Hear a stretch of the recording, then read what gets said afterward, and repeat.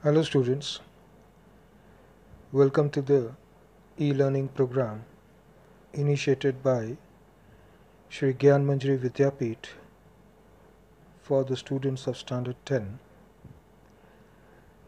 We are learning the subject of English in this e-learning program. Right now, we are learning chapter number 4 of the main book of English, that is First Flight. Name of the chapter is From the Diary of Anne Frank. This is the fourth lecture for this chapter. Let us take a quick recap of what we have learned so far in the previous 3 lectures. Students, before we go ahead with the recap and the chapter remaining part of the chapter, I would like to reiterate few points that has come to notice for the students of Standard 10. With each and every video lecture, at the end of the video lecture, instructions are given for completing the assignment, which is either given at the end of the video, in the video itself, or a separate PDF is provided along with this video. The PDF is sent to you on your WhatsApp number, and everybody is in receipt of that PDF. It is sent on the same day and it reaches you on the same day, and it is corresponding to the video that you have seen on that particular day. Now it has come to notice that many of the students, they have started becoming lethargic towards their assignment, or in more clear words I should say the homework. Students, this year we are going to be in a lot of shortage of time. We yet even do not know when the schools are going to reopen, and whenever they do reopen, we will not be having that much time to restart from zero. That means from the scratch, right from the beginning, we will not be able to make the students understand all the chapters thoroughly by starting right from chapter number 1. That is why these video lectures have been started, so that every day you keep on learning as if you are in school. In school also regular homework is given, and the next day report is taken whether you have done your homework or not. Same system is being followed online. With the help of video lectures, you are learning the chapters. From whatever you have learned today, questions are asked, and that is the assignment that you have to submit on the same day. It is checked on the same day, and a report is generated which tells us that number of cases where the assignment is either not sent, either it is incomplete, or no care has been taken to even submit the assignment. This is quite a serious issue. We should see, students, yourself, that you do not miss any of the lectures, video lectures, you do not miss any of the assignment. Carefully do the assignments, complete the assignments and submit it on time. These habits are going to be very, very helpful to you in the board exams. The more lazy you get, the more you will stay away from the studies, and that is going to have a negative impact on your studies. And then at the last moment, when you face the board exams, then you are going to run like anything and you will not be able to cope up. You will not be able to finish your syllabus in time. So small assignments are given on a daily basis. It doesn't take more than 15 minutes to complete those assignments. So please submit, students. A very humble request: be regular, do not miss any videos, do not miss any of the homework assignment, and submit it on time. If for any reasons you are not able to submit on time, if you are submitting late, then also do submit. Please, there should be no remark from today onwards that these many students have not submitted the homework. Now we shall carry on with our lecture. Let us take a quick recap of what we have learnt in our previous lectures in chapter number 4 from the diary of Anne Frank. Anne Frank, she was born and brought up in Frankfurt, that is Germany. In Germany,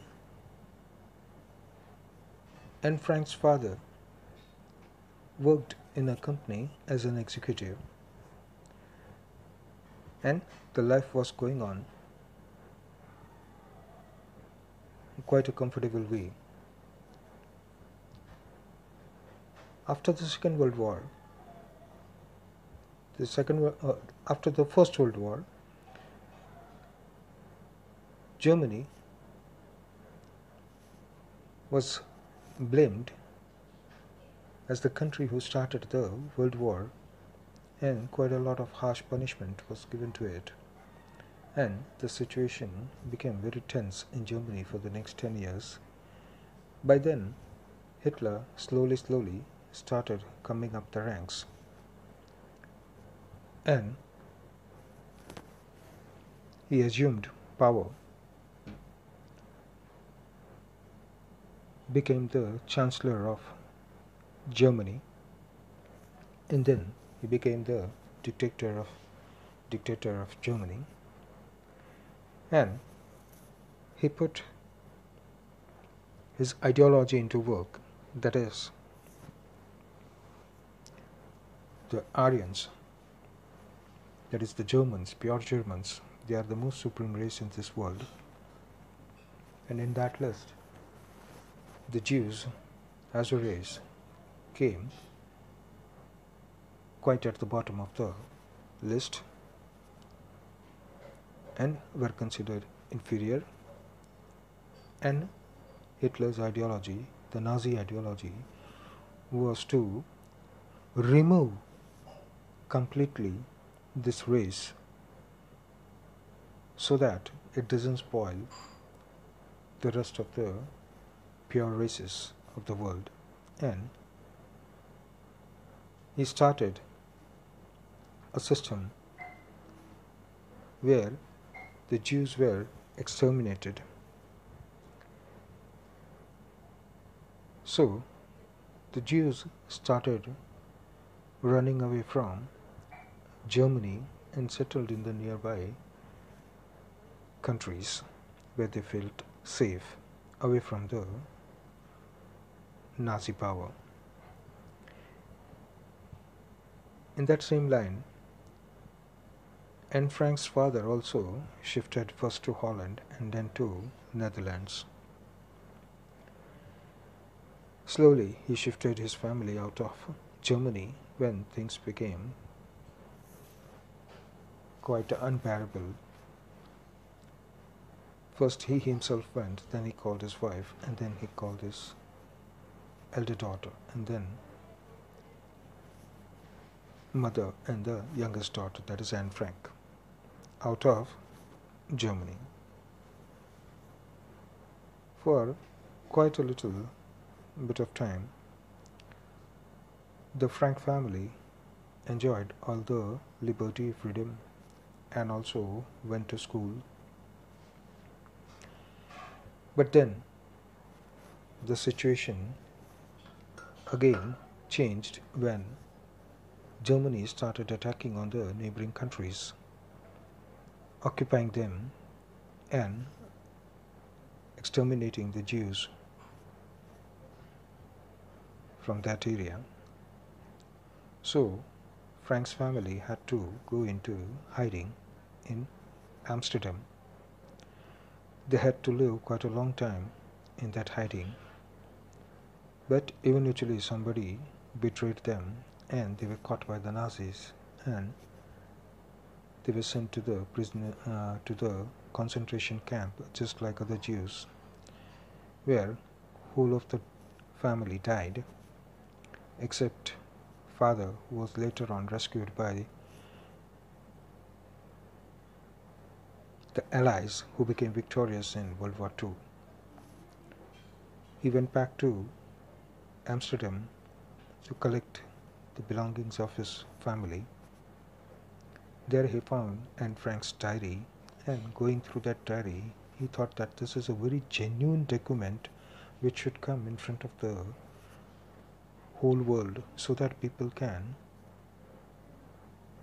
read how the Jews were treated, how little children, Jewish children, what they felt, what were their feelings, emotions, all that. Anne Frank's father, that is Otto Frank, got the diary which was written in Dutch language, got it translated to English and published under the name of Diary of a Young Girl. And instantly it became a huge success, and it became very popular, and people all over the world read it and translated it into many other languages. So Anne Frank's name became very, very popular, quite famous, and the simplicity with which the little girl, 13-year-old, had written the diary, it touched the feelings and emotions of the rest of the world. And Anne Frank's name has become immortal in this world. Up till now, this was the history.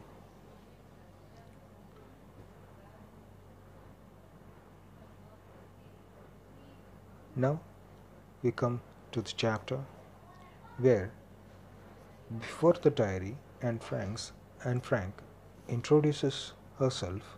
She tells us about herself, her other family members, before starting to write the diary in a chronicle way, that is, date-wise.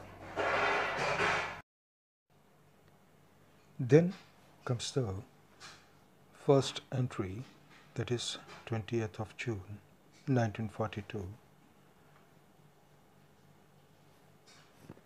in which she starts with writing about herself and her classmates, friends, that all of them, they were very nervous, as that was the day when there was a meeting to be held where it will be decided who will go to the next standard at the end of the academic year, who is going to pass and go to the next standard, that means get promoted to the next standard, and whose performance is going to be so weak that they will not get a chance to get promoted to the next class, but they will be retained, that means kept back, held back in the same class. They will repeat the year, improve their performance, and then next year go to the next class, get promoted to the next class. So whole of the class was nervous. Many of the students, they were betting as to who will go to the next class and who will be kept back in the same class. Anne Frank and the girl who shared her bench, both of them were giggling, laughing, because two boys who were sitting behind their bench, they were placing bets as to who is going to pass and who is going to fail. They are not able to control themselves and they were making quite a lot of noise. So Anne Frank gets angry and outbursts, verbal outbursts by Anne Frank. That is also not able to calm the two boys. That much is the height of nervousness that is prevalent in the class. Up till here, then we learn about the instance where Mr. Kissing, who is the math teacher for the class,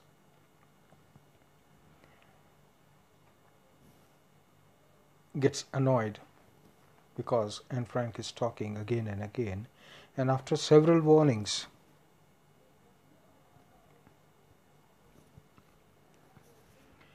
he decides to give some special punishment to Anne Frank and gives Anne special assignment that should be punishment to write an essay on the subject a chatterbox. So up till here we have learnt. Then Anne Frank, after going home, completes her homework and then she looks at the note which she had made regarding the extra assignment that was given to her, and she starts thinking about what to write on chatterbox. Now, when such extra punishment or homework is given, usually what children do is write with big handwritings, leave lots of space in between two words so that lots of pages can be filled and you can just keep on writing nuisance, all types of ramblings which doesn't have any coherence. So she did not want to do that. She thought of some logical way where truly she will be giving the reason why she is a chatterbox. Who is a chatterbox? A person who continuously keeps on talking is called a chatterbox. So up till here we have learnt in the previous lectures. Now let us go ahead with the chapter. Now what she had written in the essay is, she argued that talking is a student's trait and that I would do my best to keep it under control. So in the essay, rather than following the usual manner of punishment homework, that is writing with big letters, handwriting, keeping lots of space between two words so that you write 2-3 pages, your work is looked as if it's done laboriously, quite seriously, and there is nothing much of content, only ramblings or nuisance talk is found in that essay. Rather than doing that, she did smart and intelligent work and tried to argue why she was talking, why she is a chatterbox. So she gives reasons and argues and tries to justify herself by saying that talking is a student's trait. Now what is trait? Trait is a behavior which is quite natural. It's a behavior pattern which is quite genuine and natural to any person. That's called the trait of that person. So as a student, talking is a trait. That means for students it is natural to talk with each other. So there is nothing actually wrong. That is what she is arguing. So it's a student's trait, and we are students, so we are going to talk. And then she goes on to say that I will try my level best to keep it under control. Teachers do not like the students talking in the class, wasting the time. So, now and then they are reprimanded that they should not talk. So, she will try her level best to see that she doesn't talk too much, but then she cannot help it because that is a trait of each and every student. Then she gives another reason. But that I would never be able to cure myself of the habit. She says she is a student and talking is a student's trait, and that is why she is talking, but she will try to control it. But in another way, she will never be able to control her habit of talking. She will never be able to cure herself from the habit of talking. Why? Because since my mother talked so much as I did, if not more. That means she got the habit of talking from her mother. That means it is in her genes and it is passed on from mother to daughter. That means she has inherited the habit of talking from mother by birth. That is what the meaning of inheritance is. So, now whatever you have inherited, you cannot help with that. Now my mother talks so much the same way as I do. My mother also talks so much. And I also talk so much naturally. It is because I inherited the habit of talking from my mother. How can I cure what I have inherited from my parents? So, I would never be able to cure myself of the habit. Since my mother talked as much as I did, if not more, and that there is not much you can do about inherited traits. Now, you here means oneself. That means and herself. Now, and herself cannot do anything because it is not her habit, but this habit she got inherited, and that habit came from her mother right from the birth. So, if it was my habit that cultivated after my birth, I can cure it. But if I inherited it from my mother, I can't do anything. You also can't do anything. So I'll keep on talking. That is the simple meaning. And then, as we know, she wrote 3 complete pages of essay and submitted the special assignment to the maths teacher who had given the punishment.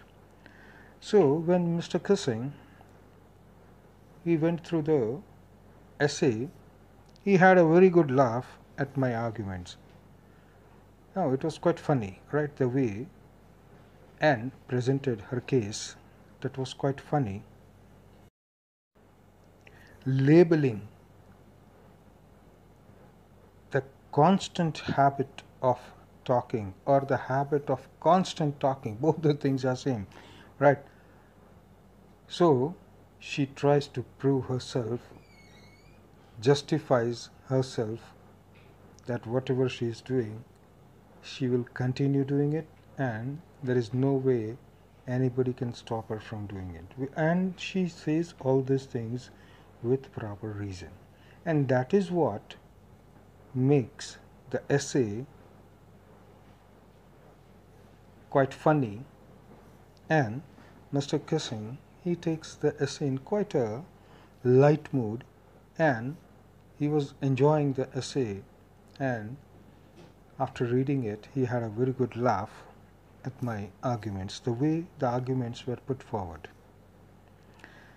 But when I proceeded to talk my way through the next lesson, now continuously, previous day she was talking, and that is why she got the special assignment, that is punishment.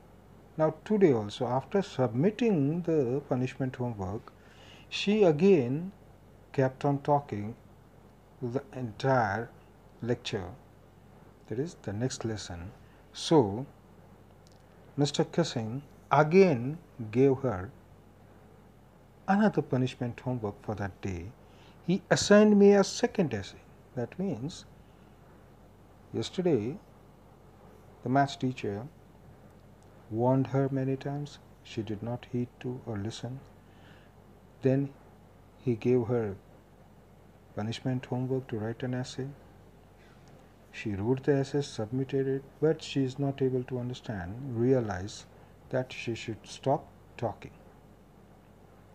Today also, she continued talking through the complete lesson. This again annoyed the maths teacher, and he again gave a punishment homework.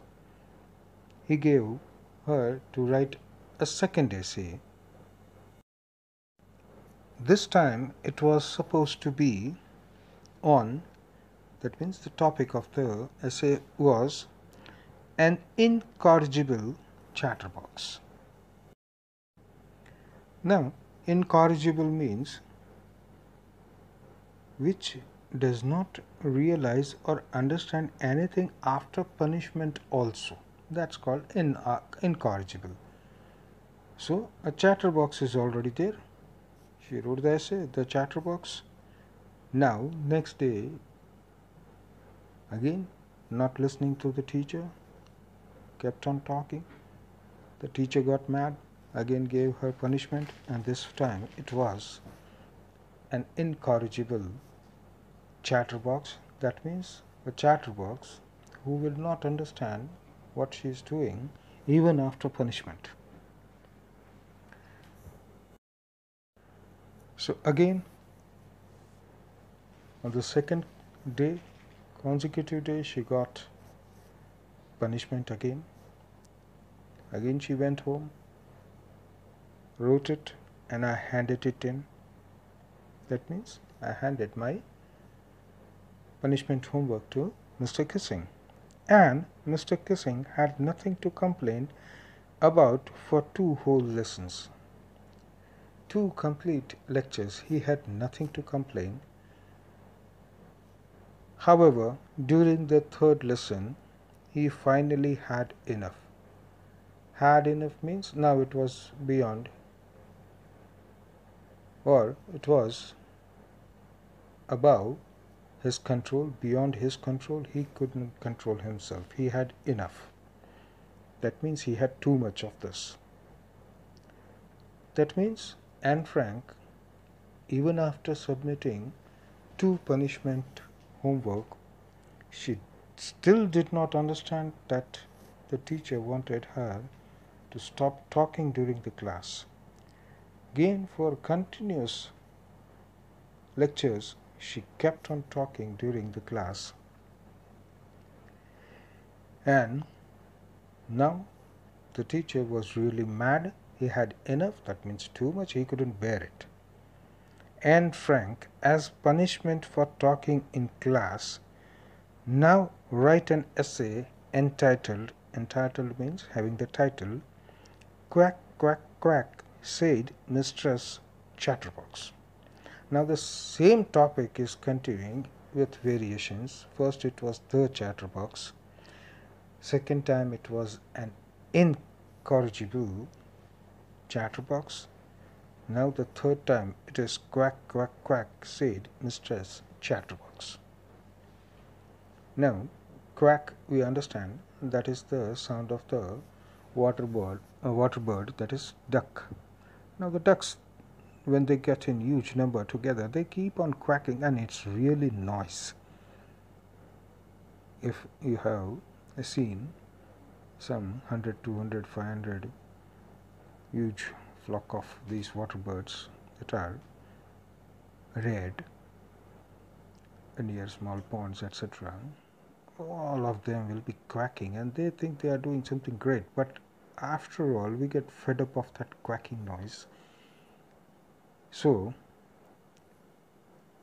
it's the same thing over here, that Anne Frank thinks she's talking some genuine thing with her friends or some important thing with her friends, but then she's creating noise in the class, whereas the class should be quiet. So, as far as Mr. Kissing is concerned, she's just making noise. Whatever the topic of the talking is, but she is talking and disturbing the class. For that reason, it is quack, quack, quack, said Mistress Chatterbox.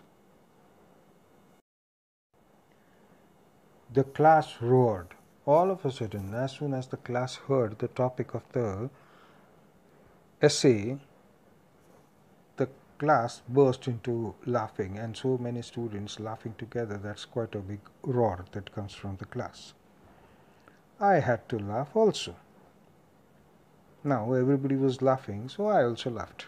Though I had nearly exhausted my ingenuity on the topic of chatterboxes. I was laughing also because everybody was laughing, so I was also laughing without any reason. But then inside, I thought that I had written already 3 full pages on the first essay, that is the chatterbox. Then again I was given the same topic, an incorrigible chatterbox. Now I am given quack, quack, quack, said Mistress Chatterbox. Now the topic is the same. Now you are out of ideas. Whatever ideas you had, you already put it in those 2 essays. Now I am exhausted. Exhausted, completely out of strength, energy. Here it means completely out of ideas. Now I don't have any new ideas to write about this, quack, quack, quack, said Mistress Chatterbox. So, though I had nearly exhausted my ingenuity. Ingenuity means the power of creative intelligence. No, she wrote 2 times on the same topic. Only there was some variation in the name of the topic, but the topic, the content were the same. Whatever creativity she had, creativeness she had, she put it all in those 2 essays. Now she was out of any ideas. If you are out of any idea, you are out of creativity. So I had exhausted my creativity on the topic of chatterboxes. Now I don't have anything new to say. Now what am I going to do? It was time to come up with something else. Now I have to think about something else. I have to be creative. I don't want to be like other students, writing with big handwriting or keeping space in between and writing nonsense and this and just finishing pages and pages of essay and submitting it. No, I want to be creative, but then I'm out of ideas. Now what am I going to do? Now I have to come up with something new, but something original. So this time my friend Sen, who is good at poetry, she came to my help. She offered to help me write the essay from beginning to end in verse, that means in poetry form. That is original, that is genuine. Yes, and I jumped for joy. That means now I was absolutely happy. Yes, I am going to do something new. Mr. Kissing wants to punish me. Everybody is laughing at me. Everybody is laughing at me. But then I'll shut their mouths. They will become speechless when I present my punishment, because I'm doing a genuine work. I'm doing something new. They want to give me punishment, but they won't be able to laugh at me. Mr. Kissing was trying to play a joke on me. Play a joke? Make fun of someone. Mr. Kissing, he was trying to play a joke on me that you are a chatterbox and then you write about chatterbox. For example, a naughty child, you ask him to write an essay either on a naughty boy or a good and obedient boy. I see the difference, right? What he's going to write. So, that way, he wanted to play a joke on me, but with that ridiculous subject. Now, that subject is ridiculous. Now, what is ridiculous? It's very funny. And you don't get too many ideas about chatterboxes because it's a ridiculous and a funny subject. But I will make sure that the joke is not on me. The joke will be on Mr. Kissing. When he reads it, he will have to admire me rather than laugh at me. So the joke, I'll make sure that the joke will be on him rather than me. I finished my poem and it was beautiful. It was about a mother duck and a father swan with 3 baby ducklings who were beaten to death by the father because they quacked too much. Now it was a funny, ridiculous subject. So I will also be funny. At the same time, I'll be creative. It will be something new. So rather than writing in an essay form, I wrote in a verse form, in a poem form, and after I finished writing it, I had a look at it and it was beautiful. It was even something which was above my expectation also. So much beautifully I had written it. What was the story? It was about a mother duck and the father swan. They had 3 beautiful, cute baby ducklings. And these 3 baby ducklings, they were killed by the father duckling because they quacked too much. Now, what will a duckling do? Quack. Even what does the father do? Quack. Even what the mother does? Quacks. All of them are quacking, right? Then it's very funny that the father duck will kill its own ducklings just because they are quacking too much. That is, they are making too much sound. So that was the joke on Mr. Kissing. We are human beings. We talk. We are students. We talk. It's a trait.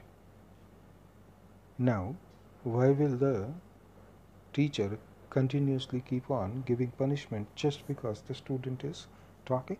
We are students. We will talk. So, it was a very funny poem written by Anne Frank with the help of her friend Shane, with the story that there was a mother duck, father swan with 3 baby ducklings, and they were beaten to death by the father because they quacked too much. Luckily, Mr. Kissing, he took the joke the right way. That means he did not see it on him. He understood it, but then it is written by a very young student of his. But he was very happy to see the creativity done in the form of punishment. He read the poem to the class. Whole of the poem, he read it in front of the class. In a way, Mr. Kissing, rather than taking the joke on himself, he read it in front of the class so that other students can know about the creativity of Anne Frank. And he used this as a tool to appreciate the genuineness and the creativity of Anne Frank. He did not only read the poem in front of the class, but he added his own comments also wherever he thought it was good, excellent, or small changes should take place. And not only that, he read the poem to several other classes as well. Since then, I have been allowed to talk and haven't been assigned any extra homework. Mr. Kissing, he became an admirer of the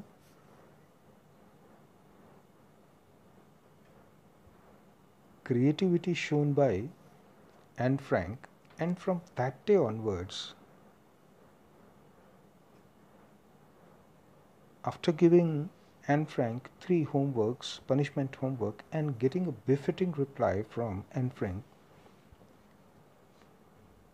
he never scolded Anne Frank for talking in the class and never did give Anne Frank any punishment homework. On the contrary,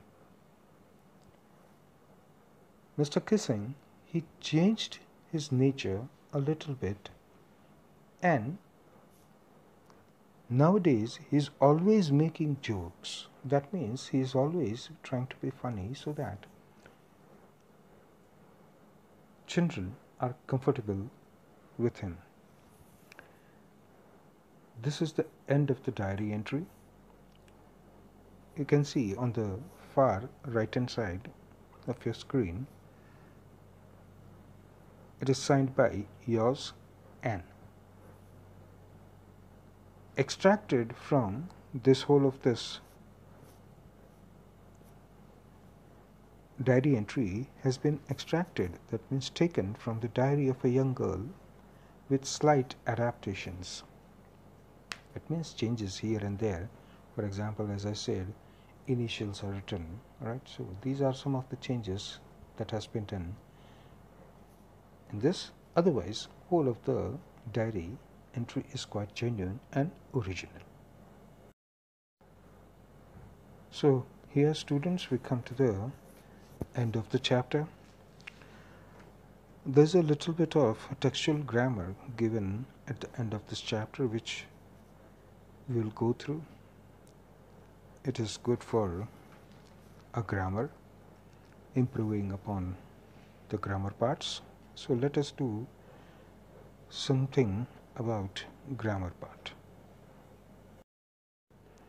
Now in the lower standards you must have learnt about this idioms and phrases, right? So in thinking about language, let us see a small grammar part topic, that is idioms. Idioms are groups of words with a fixed order, that means you cannot change it, and a particular meaning. Group of words in a fixed order, that means it has a particular meaning. You change the order, sometimes the meaning changes. Different from the meanings of each of their words put together. Now that's a group of words. So each and every word is going to have a meaning. But when they are put together, it will have one meaning which may or may not fit some of the words that are used in that particular phrase or the idiom. Phrasal verbs can also be called idioms. They can also become idioms. We will have a separate lecture on phrasal verbs. They are said to be idiomatic. These particular phrasal verbs which are used as idioms, they are called idiomatic because sometimes their meaning is unpredictable. Because when this group of words come together, sometimes we are not able to predict the exact meaning, how the user has used it. So the meaning becomes unpredictable. That is why it's called idiomatic. So we have idioms and we have idiomatic phrases. Now example, do you know what it means to meet one's match? Meet one's match, it's an idiom. It means to meet someone who is as good as yourself or even better in some skill or quality. For example, you are a good table tennis player, you meet your match. That means You meet someone who is equal in the skill of playing table tennis just as you, and you easily win over others, but this person you are not able to easily win.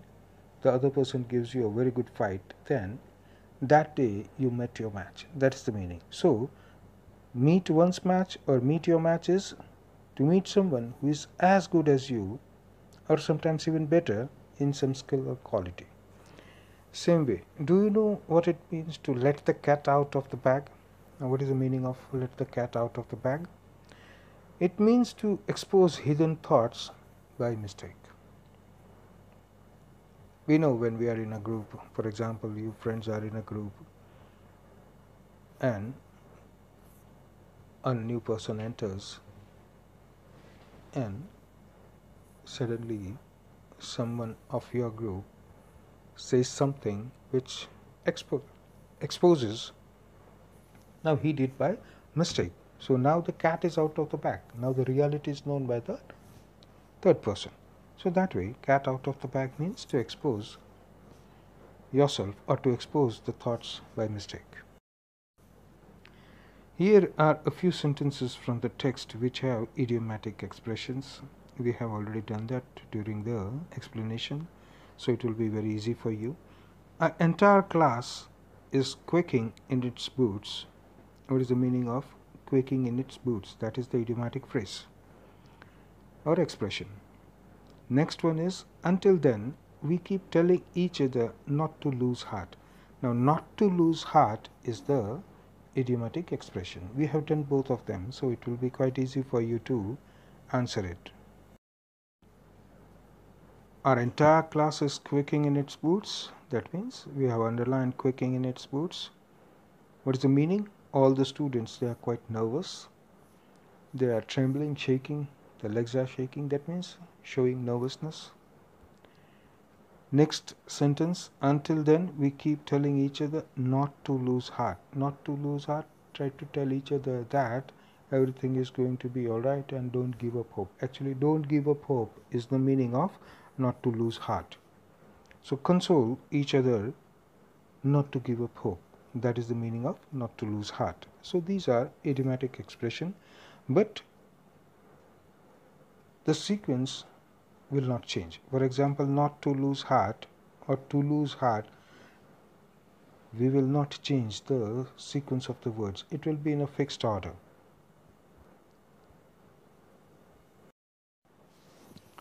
Third sentence is, Mr. Kissing was annoyed with me for ages because I talked so much. For ages is the idiomatic expression.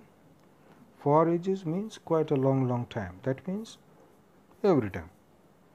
Mr. Kissing was annoyed with me for quite a long time because I talked so much. Since quite a long time, he kept on listening to the talking done by and Frank. That is the meaning of for ages.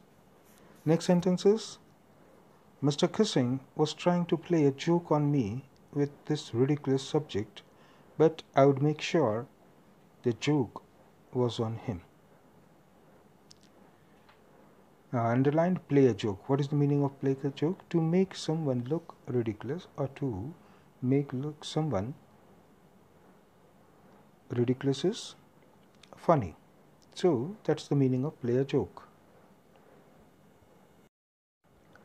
Same way, there are some other idiomatic phrases that I used in this chapter.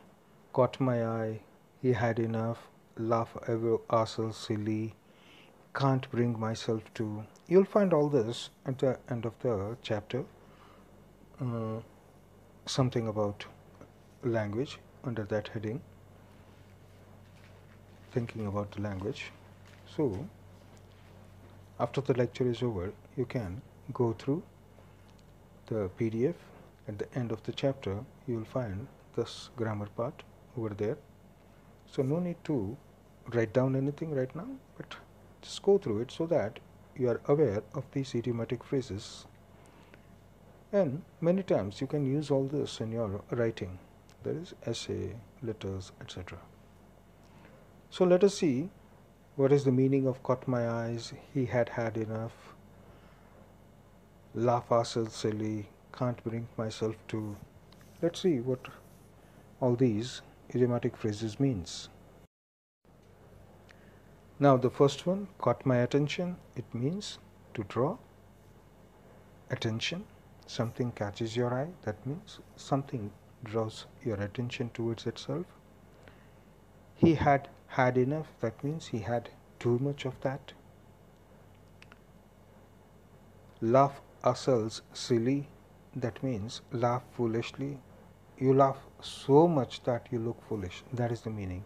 Laugh ourselves silly means you laugh so much that after a while you think, why was I laughing so much? But at that time it looked funny, so you are laughing foolishly. The last one is important. Can't bring myself to. That means can't prepare myself to think. Everything goes blank. Then can't bring myself back again. You should be able to collect yourself back again. Your thoughts are scattered. Now you got to bring back yourself. That means you have to cool down, calm down, and behave normally. That is the meaning. So, students, we come to the end of today's lecture. Assignment will be provided along with this video in a PDF form. See that the PDF reaches you in good shape, just like every day, and see that the answers of the assignment or the assignment completed also reaches us in a very good shape. Thank you, students.